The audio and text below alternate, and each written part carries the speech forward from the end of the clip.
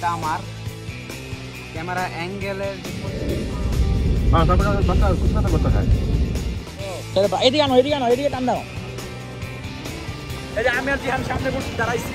জিহান কিছু বলো আমার ব্লগে।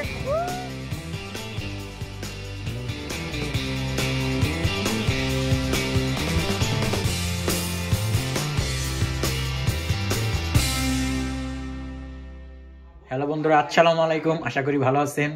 আবারও নতুন একটি ব্লগে আমি আপনাদের মাঝে ফিরে আসলাম। আজকের ব্লগটি ট্রাভেলিং ব্লগের মধ্যে একটি, যেটা আমরা আজকে যাব সিলেট। অনেকদিন পরে আমার ইউনিভার্সিটি ক্লাস এবং আদার্স কাজের জন্য আমি নতুন কোনো ব্লগ আপলোড দিতে পারিনি। তো এবার ইনশাল্লাহ চেষ্টা করব যে আপনাদের পুরো আমাদের সিলেট ট্যুরটাকে ভালোভাবে দেখানোর জন্য। অলরেডি আমাদের সকল প্যাকিং কমপ্লিট। এখন পর্যন্ত আমরা আমাদের গাড়ি আসতেছে, সেখানে আমরা উঠবো। আমার 3 মামা এবং আমাদের ফ্যামিলি সবাই যাব আমরা। তো অলরেডি আমরা কমপ্লিট। এই যে আবিদা রেডি, আবিদার প্যাকিং রেডি। এরপরে এই যে আম্মু, তো আমাদের অলরেডি সব কমপ্লিট। আমিও রেডি, আপনারা দেখতে পাচ্ছেন আমাকে। তো এরপরে আমি আপনাদের সাথে আমার হাসিদ, জেরিন এবং আদার্স যারা আছে আমাদের ব্লগে থাকবে, সবার সাথে আমি পরিচয় করে দিব। তো এখন চলেন যাওয়া যাক।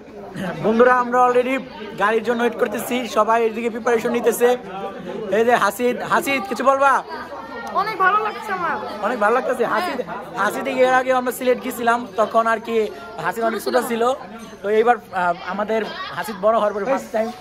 এই যে এদিকে আছে সবাই, দেখেন আপনারা সবাই। ওরা অলরেডি ওইদিকে সিন টু জেরিন, ওরা অলরেডি গান ধরছে ওইদিকে।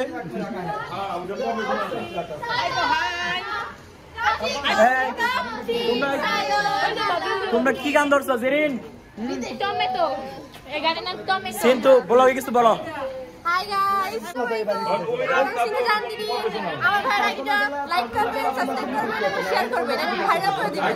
যেন আপনারা এনজয় করবেন আমাদের ভিডিও, কারণ আমাদের ফ্যামিলি অনেক বড়, আমরা এনজয় করি প্রচুর।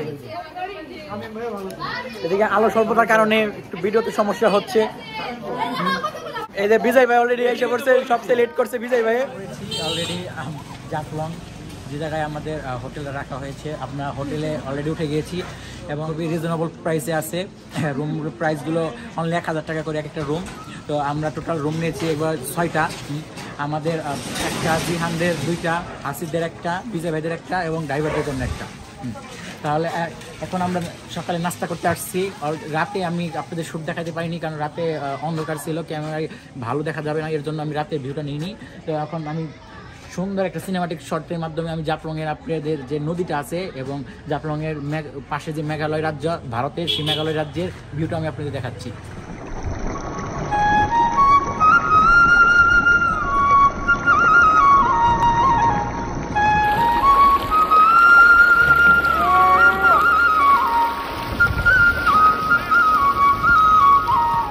আমরা জাফলং ভিউ পয়েন্টে ঘুরতে আসছি। এই ফটোশুট চলতেছে। জিহান, পাপ্পু ভাই, জেরিন ওইখানে বসে আছে। জেরিন নিরীহ প্রাণীর মতো বসে আছে। এখানে তারা নায়ক নিয়ে পাল্লাপাল্লি করতেছে, কে নায়ক আর কে নায়িকা। নায়ক কে? আচ্ছা, দেখি কেমন ছবি হয়েছে, দেখি জিহানের করা ছবি হয়েছে। জিহান, তুমি কোন কমেন্টস করো জিহান এই ছবি বিষয়ে। এই পোস্টটা আমার, স্টাইলটা আমার, ক্যামেরা অ্যাঙ্গেলের যে পজিশনটা পরিমাপ করছি সেটাও আমি। কিন্তু আমার জামা কাপড় সুন্দর না হয় ভাই, আমার এতিমের মতো লাগতেছে, তাদেরকে নায়কের মতো লাগতেছে, তাই আমার পোস্টটা তাদের কাছে চলে গেছে। এই প্রচন্ড বাতাসে জিহানে দেখেন আপনি, জিহানে কি পরিমাণ স্পিড খেয়ে কি পরিমাণ গরম হয়ে গেছে।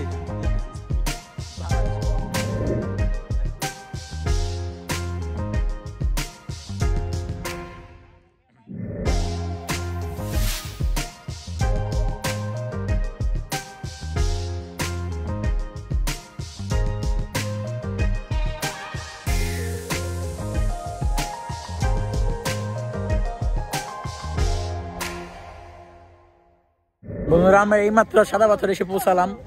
আমাদের ট্যুরে আমি আপনাদের জাফলংটা ভালো মতো দেখাইতে পাইনি, কারণ জাফলং আমরা খুব একটা সুন্দর ছিল না, ভিউ ছিল না। জাফলংয়ে আমরা গিয়ে পরে আজকে আমরা সাদা পাথর আসছি। পুরো রাস্তাটা।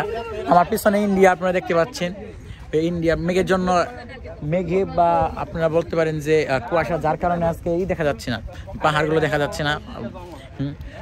আমার ভাবি এবং বিজয়, আপনাকে বিজয় ভাইকে তো চিনেন, বিজয় ভাই তার ওয়াইফ। সব পিপল আমরা এখন আছি ভোলাগঞ্জ সাদা পাথর, এই যে আমাদের পাশে ইন্ডিয়া বর্ডার, এই আমাদের সাব্বির নতুন ইউটিউবার।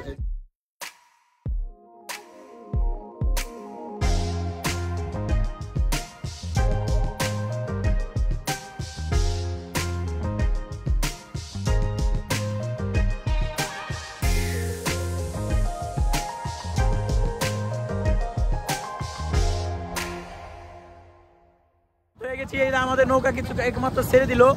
এরপরে এক একটা বোট 800 টাকা করে তারা নেয়, তারা সিরিয়াল মেনটেন করে তাদের টিকিট কাটতে হয়। তা আমাদের 3 নৌকা অলরেডি ছেড়ে দিয়েছি। আপনার এই যে আমি আর জিহান সামনে বসে দাঁড়াইছি। জিহান কিছু বলো আমার ব্লগে। জিহান খুবই এনজয় করতেছে বিচ ট্যুরটাকে। সমুদ্র আমার পিছনে দেখেন আপনার সুন্দর। আজকে আকাশটা মেঘাচ্ছন্ন, যার কারণে অনেক ভালো লাগতেছে আমাদের, কোনো রোদ নাই।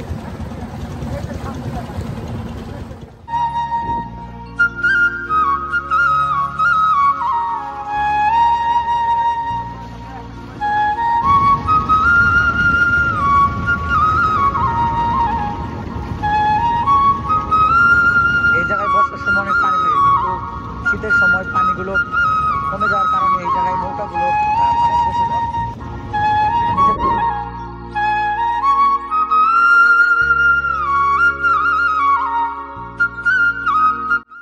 আমার সামনে যে নদীটি আপনারা দেখতে পাচ্ছেন এটি হলো ধলাই নদী।